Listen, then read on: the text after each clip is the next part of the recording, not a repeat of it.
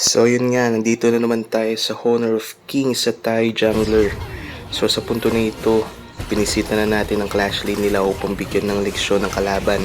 Ayun nga, napitas natin siya. At habang tayo papunta sa gold lane, nakita ko na tatlo ang kalaban, pinagtutulungan ng ating MM at tank. At di natin sila pinagbigyan dito. Tinurog natin sila.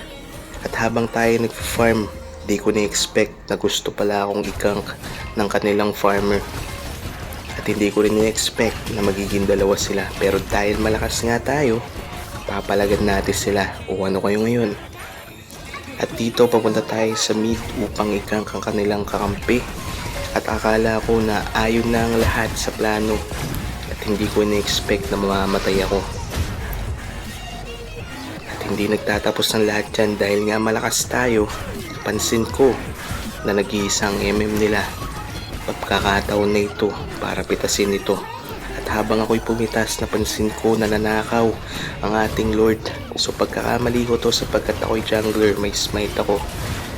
Pero hindi ko pa rin pinuntahan. Pero dahil malakas nga tayo, panalo na naman tayo. So sino bang malakas dyan na kayang palagan ako?